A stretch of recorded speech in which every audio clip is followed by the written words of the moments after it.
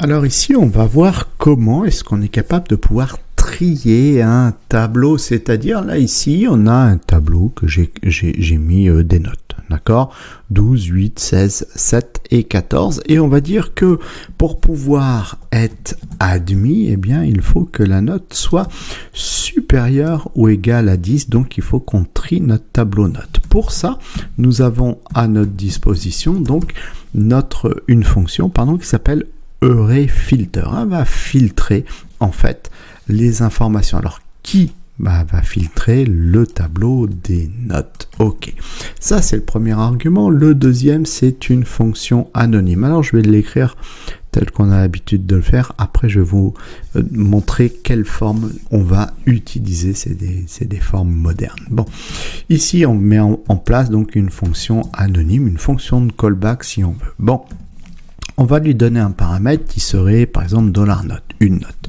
Et nous, ce que l'on veut, c'est, on a dit, pour être admis, il faut que la note soit supérieure ou égale à 10. Ok? Et donc, du coup, ce qu'on va faire, c'est qu'on va retourner ce résultat.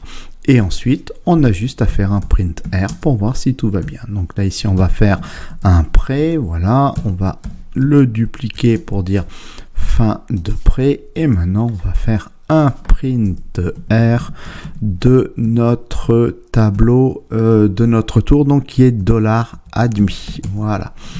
Et on met un point virgule pour dire que l'instruction est terminée. On actualise. Allez, c'est bon.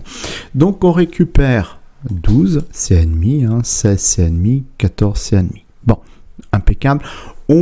Petite parenthèse, en passant, on voit que, vous voyez, en fait, ici, donc il a filtré, donc les notes de 8 et de 7 ont disparu. Par contre, les indices, là, en fait, il a gardé les indices. Ça, c'est l'indice 0, 16, c'est l'indice 2, d'accord, et 14, c'est l'indice 4. Si on voulait, pour X ou Y raison, reprendre les indices à 0, donc c'est 0, 1, 2, à ce moment-là, on a une fonction qui s'appelle EureValue.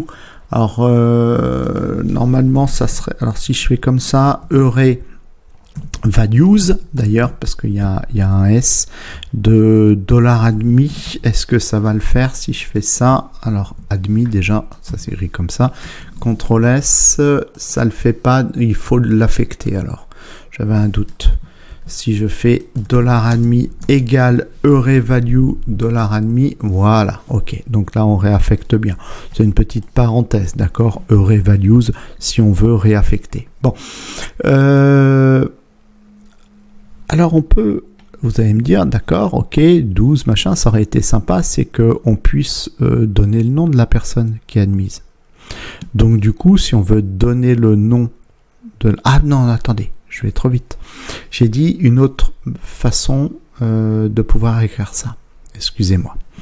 Donc, en fait, quand on fait EureFilter, donc maintenant, on a ça. Fn, c'est devenu fonction. Vous voyez, ça revient au même, c'est bien la fonction de callback. On lui donne un argument. Note, c'est ce qu'on a fait juste avant.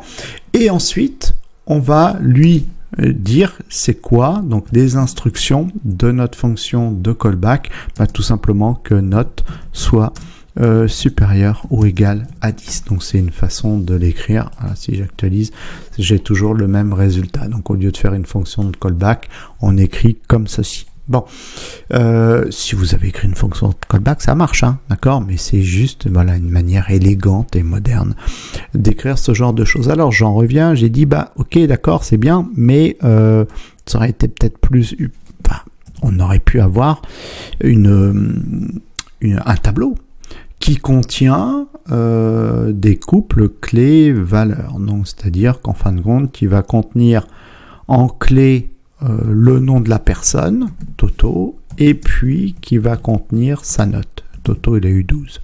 Après, on aurait Momo. Momo, lui, il a eu 9. Voilà, pas de bol. Et puis, après, j'aurai Jojo, voilà, qui lui a obtenu... lui a bien bossé, il a obtenu 19. Bon, c'est pas mal. Donc, moi, je veux filtrer ce tableau des notes. ok, donc avec ce qu'on a regardé tout à l'heure, c'était pas mal. Ça, je vais pas le conserver nécessairement. Donc là, ici, Filter, donc on va aller filtrer le tableau des notes, voilà. Et ici, il va y avoir quand même une... est-ce qu'il va y avoir une différence là-dessus? Non, normalement, non. CTRL S. On va actualiser et normalement il va nous écrire, voilà, au lieu de nous écrire les indices, eh ben, il nous a écrit les noms. Donc là c'est plutôt sympa. Donc là ici on récupère bien Toto qui a 12 et Jojo qui a eu 19 et Momo il a dégagé parce que lui il l'a pas eu. Bon, voilà, c'est à peu près tout ce que je pourrais vous dire.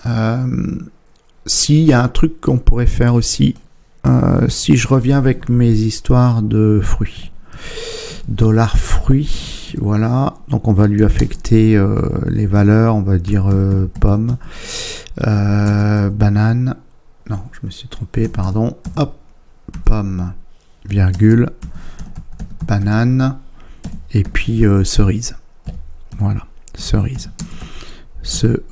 On voudrait filtrer. Ah ben non, j'y arrive pas. Hein. On voudrait filtrer ce tableau.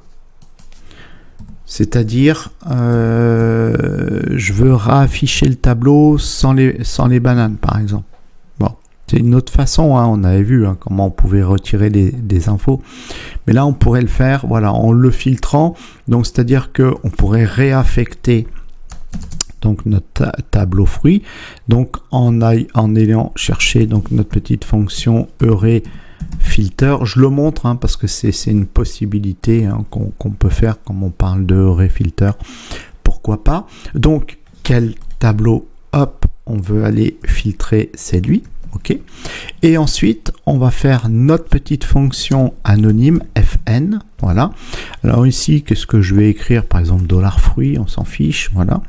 Et l'instruction de ma fonction de callback, ça serait quoi? Ça serait que $fruit est différent. Alors je suis en train de chercher mon point d'exclamation, il est là, différent de banane. Et là du coup il va me dégager banane, voilà, c'est une façon, d'accord. Et ben oui, puis pour que ça marche on va faire un écho prêt, voilà, alors prêt, et puis ouverture, fermeture du chevron, point virgule, je duplique ce truc là, je mets un slash et ici je fais un print R de fruits. Normalement ça doit marcher mon truc, je pense, on va aller vérifier ça tout de suite. Print R de fruits, donc normalement les bananes elles ont disparu. Ouais, ça marche, les bananes ont disparu. Alors pareil, là ici je suis à 0, si je voulais remettre le bon indice comme on a fait juste avant, donc je repartais de $fruits, voilà, et puis après values,